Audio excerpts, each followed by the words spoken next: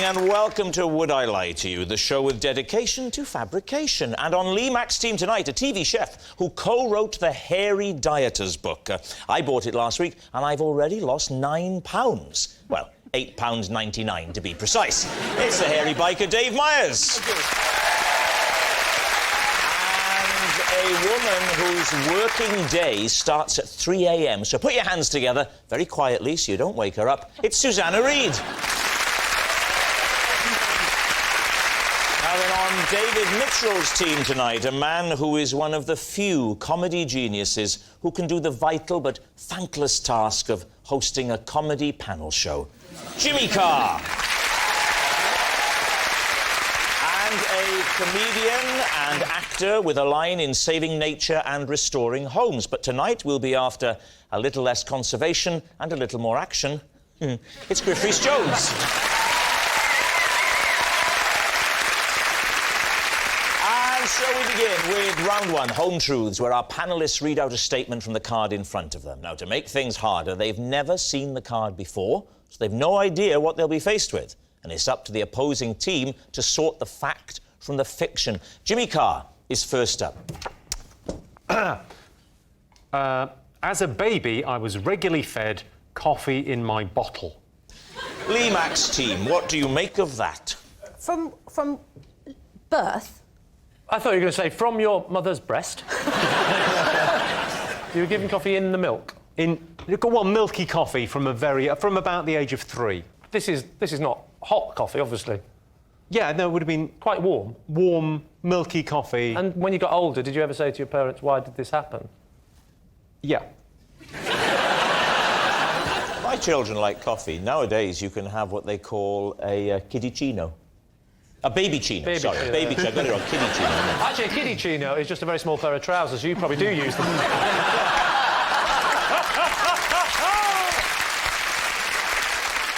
If they were putting coffee in your milk from No, they weren't putting coffee in my milk. I was having coffee. Slightly milky coffee. Okay. Well, that is the same as putting coffee in milk. There's a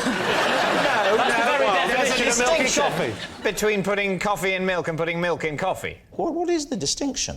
Well, it's like the distinction between having a glass of water and going swimming. In the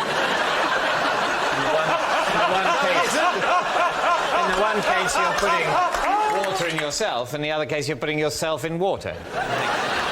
Did they give you other sort of more adult foodstuffs at a very young age? I think I was allowed a modicum of booze as a child. Oh, were you? At what age were you allowed booze? Like as a baby. That was to offset the coffee buzz. Yeah. Lee, what were you given as a child? Evo stick. That's glue. Yeah, but that was to stop me getting out the cot. David, as a small child, what were they bringing you in your quarters? Just a port and a cigar. Took the words out of my self-parodic mouth. No, the blood of a pheasant. Did you say pheasant or peasant? Lee, what are you thinking? Is there any truth in this? Which way are you leaning? I don't know. What do you think, guys? We're skirting on the edge of giving out really bad childcare advice. That is true, but I can't help thinking that any parent that's looking at Jimmy and thinking, I want to raise a child like that anyway, is a dodgy parent in the first place. You know what I mean? I think it's nonsense. I think it's nonsense. Nonsense, OK. I think it's a lie. You think it's a lie? Well, we'll say it's a lie, then. Pretty conclusively, Yeah. it's a lie. Jimmy Carr, were you telling us the truth then, or were you telling a lie? I can tell you, it is absolutely true. Wow.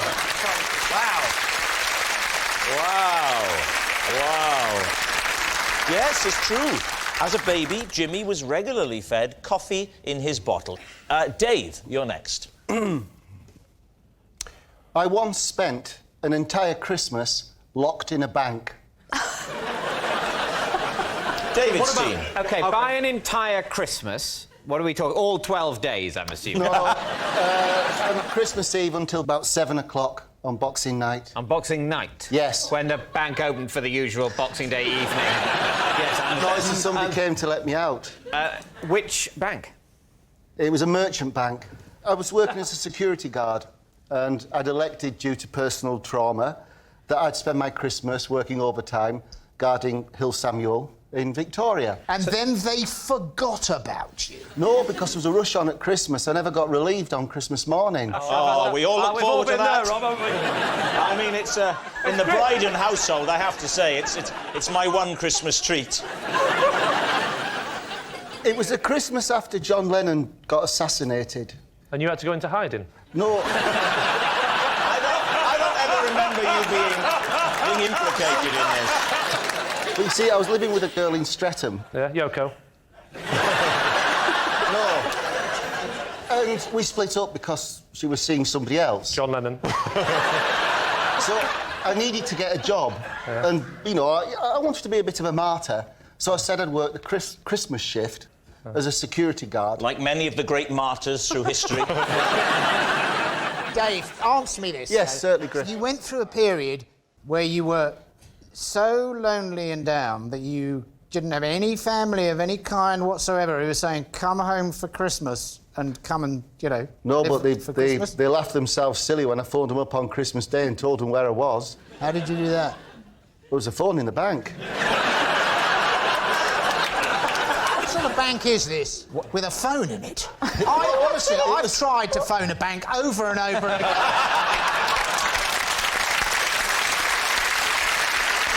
So there's a phone in the bank? Yes. Why did you only use it to phone your family and not to phone someone who could have released you from the bank? I kept phoning. It was a firm in Croydon that had employed me. And I kept phoning them, and they said they had nobody in to hold on. So I held on right through, like, 4 shifts. And you accepted that? I had no choice. I was locked in the bank. So I couldn't get out. When you're guarding a bank, they lock you in. They don't lock you in, surely. In the bank? Well, they wouldn't give me the keys. I was only 22. So that's how a merchant bank ensures its security over Christmas. It locks a 22-year-old in there. And they go, it's all right, if anyone breaks in, the 22-year-old will handle it. No, but I had a phone. You see, I could have phoned for the police. What were you supposed to do if the burglars all come in? You ring Croydon, they say, we'll have someone there in the next 36 hours. Well, how did you actually celebrate Christmas? I mean, what did you do to mark it? I did. Before I went to work, I did take myself a small capon. I stuffed it, little sausages and everything, and I put it by me, you know, away, and I looked forward to it. And when I got back on Boxing Night, the cat had me cape on because I forgot to put it away. The cat was wearing your cape? No, a capon is like a type of chicken. Oh, sorry. I didn't even have a Christmas dinner. The cat wasn't wearing the apron. He said... The cat's there taking over, doing a fry and going, well, he's gone, I'm about to look after himself. No. He clearly said... Like a big chicken. No, he clearly said, I came back and the cat had me cape on. So, David... What are you thinking? There is only one person who can answer this question here in this room. So we're going to have to turn to you, Jimmy. I wouldn't have thought there were many merchant banks in Victoria. I don't really know much about banks in Victoria. If it was in Jersey, I'm your man. So is it the truth? I think true. Do you? I like the detail, the cat, the capon. I love the story. I'd like to buy the rights. We think it's true? True, we think you all it's true. think it's true? True, OK. absolutely true. Dave, truth or lie? Sadly, it's true.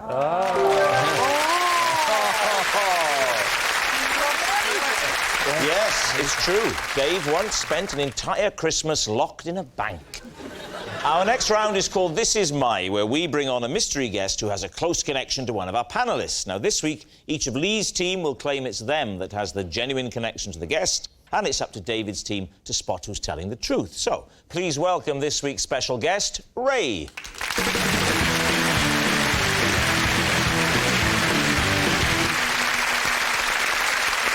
So, let's start with Susanna. How do you know Ray?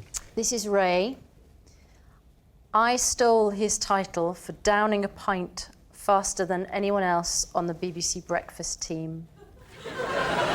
Dave, what is Ray to you? This is Ray, and as teenagers, we spent 2 weeks building a 35-foot-long airship in his back garden for it only to be popped by his pet cat.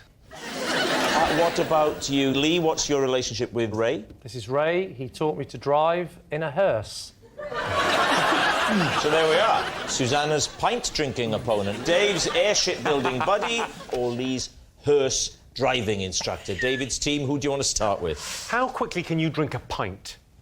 I can drink a pint in 6 seconds. 6 seconds? Yes. How quick was Ray? 7 seconds. Thank God you said a number bigger. And how long had Ray held the record? 3 years. And how much less a man do you think he felt? It was a tough phone call because I had to call him to tell him that his record had gone. So you just did this at home, did you? I've had another one, Ray. Sorry. I'm really getting through it tonight. No, Ray... If you're drunk, why'd you turn northern, Jimmy? Because of the alcohol. All right. I don't mind. When I'm trying to fiddle the government, I always put on Jimmy's voice. we all do different things. We all do different voices. Susanna, can you just fill me in? What was his role in the breakfast team then? Ray was a floor manager of breakfast. Right. In Television Centre. I mean, Ray is famous for having the record of 7 seconds for downing a pint. But that was when we were at Television Centre in London. And then, of course, the breakfast team moved to Salford. Right. And Ray didn't come with us. I see. So the breakfast team start downing pints when? I've seen the show. I think they start before they film. I'm confident. What's the context for this pint drinking? Is it an annual... It is the annual Christmas party. What is your pint drinking technique? You have the pint. And you drink it. Quickly. I tap it once. Yeah? And I do it in 4 glugs. 4 glugs? Yes. That You is... can't do a pint in 4 glugs. How big are your glugs? I'd like to know about the phone call. Did you want to call him straight away? Did you wait till the next day? It was the next day. Did you have to ring him? Because he's already, you know, lost his job. The place he works is closed. And so going on top of that, you may think you're remembered fondly as the fastest beer drinker here. Well, no, not even that. You've been beaten in that by one of the female presenters of the show. He didn't care. He got a new job teaching people to drive in hearses. Let's move on to that. So he taught you to drive. Why in a hearse? Because that's the vehicle he owned, because he was a funeral director. So what does the sign on his shop say? Closed when he's teaching me. Why did he teach you to drive if he was a funeral director? Because he was a friend who was a funeral director. He just so happened to own a hearse. Where did this all take place? In the hearse. No, I know. I sometimes said, can I have a lie down in the back if I was tired? Where did he come from? Southport. Southport, the streets of Southport. You went Yes. to. How do you know I'm from Southport? I told him. Yeah. How do you know? Because we've been doing this programme for 1,000 years. Right, so you're in Southport. Is that you, David? Is that David? I know everything about you, including the fact that you did not learn to drive in a hearse. Nevertheless, we have to go through this.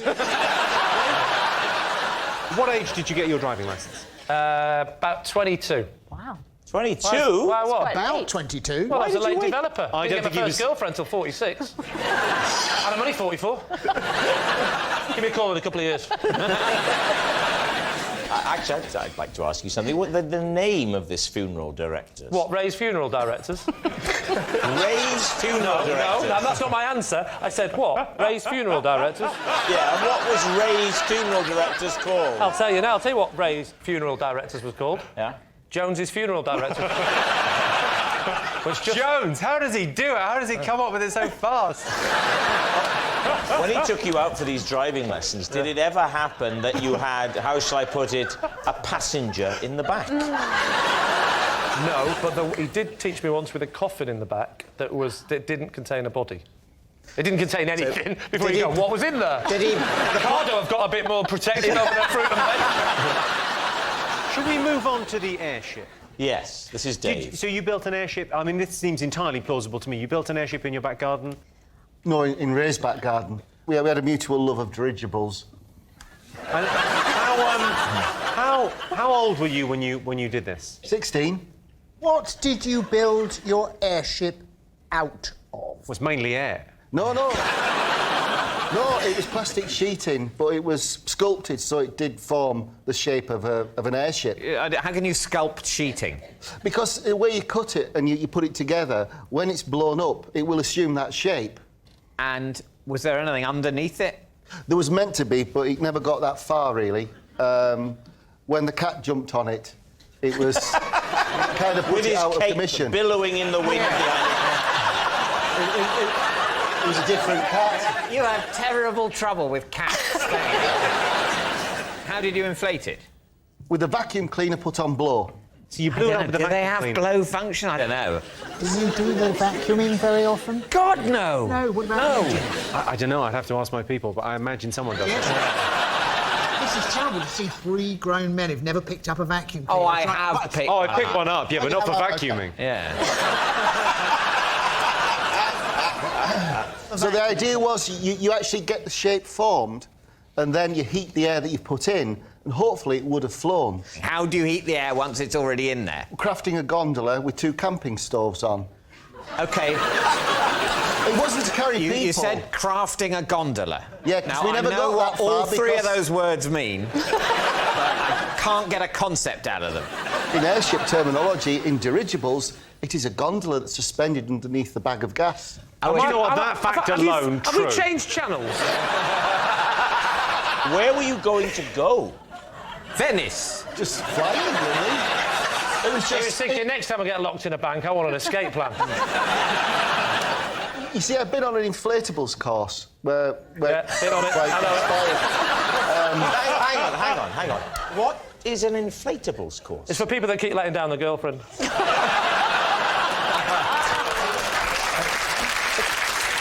It was just learning how to make things out of plastic and blowing up. It was kind of a sculptural thing.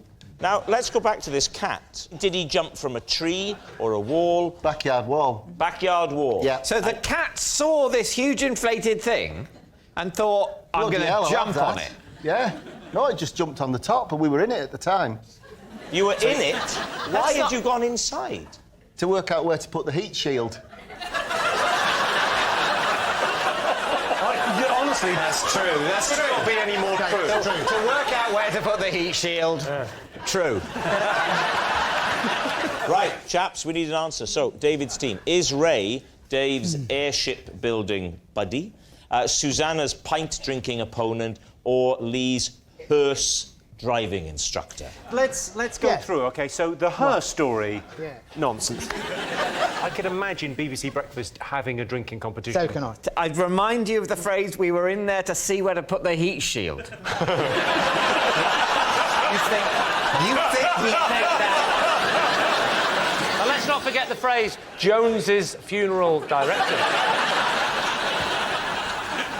I think he's a mate of Dave's. I think he looks so much like a mate of Dave's. If we stood them face to face, it would look like a vase. So you are saying, therefore... Airship! Airship, right. Airship. OK. Ray, please reveal your true identity. I'm Ray, and I built an airship with Dave.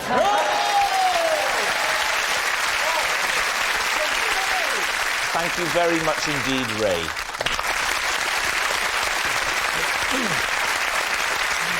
Which brings us to our final round, quick-fire lies, in which our panellists lie not only through their teeth, but against the clock. And we start with... It's Susanna. Off you go. My dad used to keep a coconut in the car because holding it was the only thing that would cure my travel sickness. David's team. Where did the coconut come from? We used to go on this very long journey to Devon. Yeah. That's where we used to go on holiday. One year, when the fair came to the village where we were staying, we won a coconut, and because I was sitting with it in the car on the way home, because I was so fond of it, it was the one journey where I didn't get sick. And you hadn't opened the coconut, you hadn't given in to No. the temptation, which most of us, when we get a coconut, really the thrill is the smashing open with the hammer of the coconut. I disagree. Oh. It's the drilling and the sucking the milk out with the straw. Some of us like to drill and suck, some of us like to smash. This is what it says on robsmatch.com website. So, talk us through the benefits. I mean, what was it about holding the hairy little fella that... You got excited then, didn't you? Yeah. that's brought you such comfort?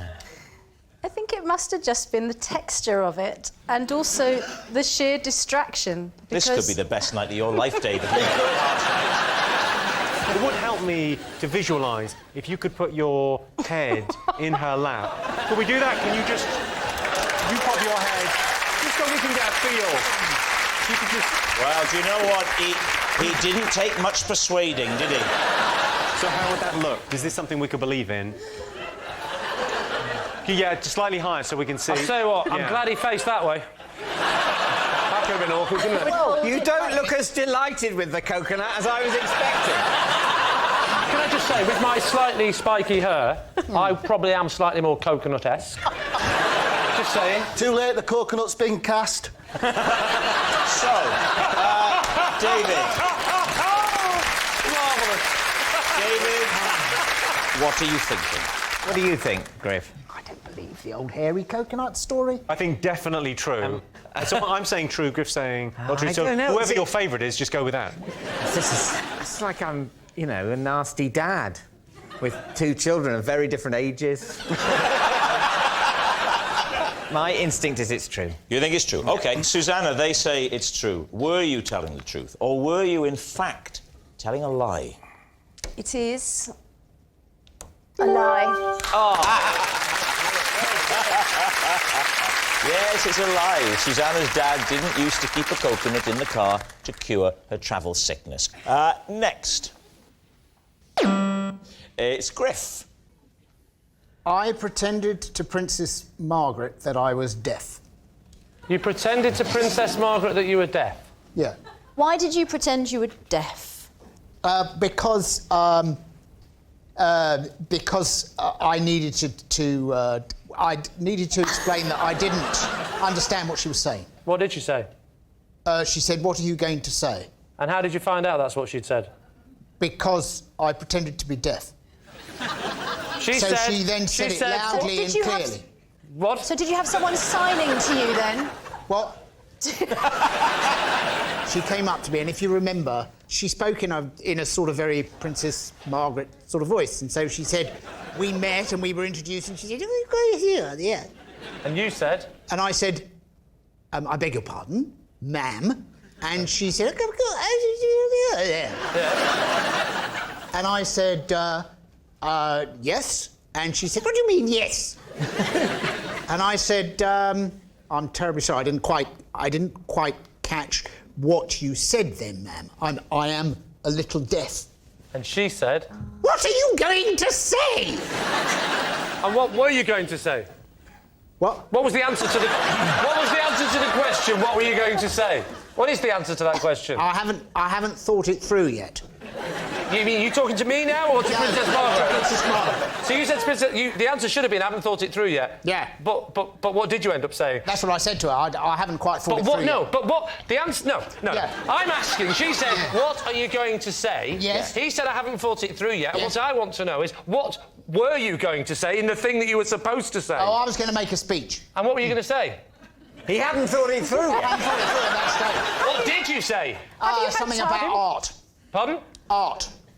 Sorry, I didn't understand what you said. No, I said I had to make. Oh, that's better. You can hear better with your glasses on, can't you? Yeah, I can see you because I can see your lips moving now. And probably I might be able to read them. Okay. It was a competition. It was an art competition. Were you in it? And I was giving prizes. Oh, you were to the giving people. prizes? Yeah, and she'd been invited along Right. as the, a royal member of royalty. And so she's- I met her, and I couldn't understand a word she was saying, so I had to lie. And pretend you were and deaf. it all went horribly wrong.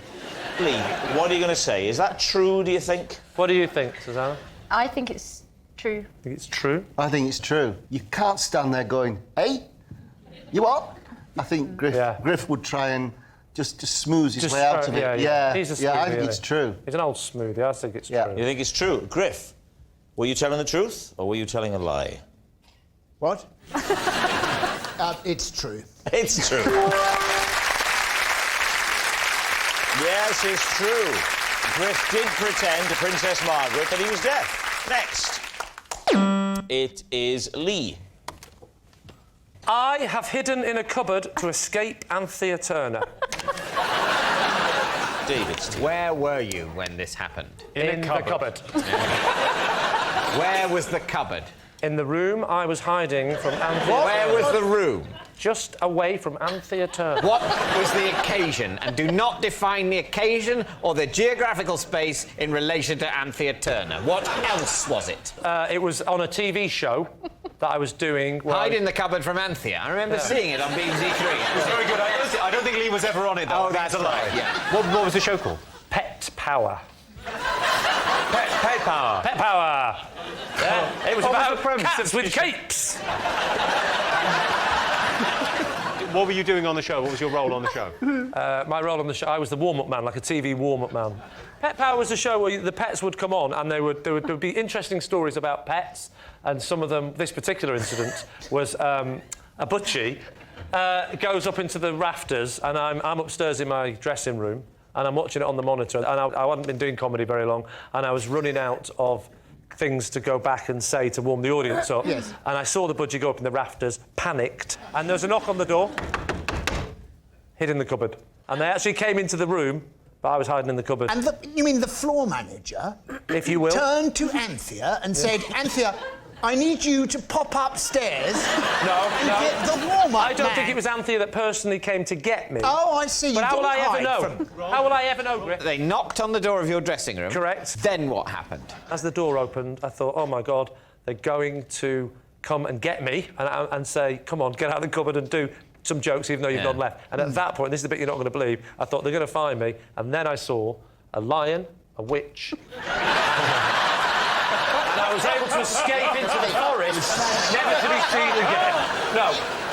I'll tell you what I'm interested to know. Yeah. You didn't stay in the cupboard indefinitely. No, because that would have been ridiculous. You came out, and you must have chanced upon Anthea. I did. It wasn't really Anthea that went to look for him, it transpires, just the floor manager. It was a perfectly normal professional relationship. He's rather building up his intimacy with Anthea Turner. I don't think they've ever exchanged any words at all, even in the lie world where any of this happened, which is not the world we're living in at all. Narnia is more believable. David, could that be true? Griff, do you think it's true? It's not true. Jimmy? I think it could be true. I know Lee used to do TV warm-ups. I used to do TV warm-ups as well. That's how a lot of comics start. And I do think when you start out, you run out of material. You do. Do you think it's true? I think it You've could be talked true. yourself into thinking it's Yeah, I have, Well, yeah. I listened to you earlier in the show and it didn't work, so I'm going with Griff. It's a lie. You think it's a lie? OK, Lee, was it the truth, or were you telling a lie? Of course, it is absolutely true.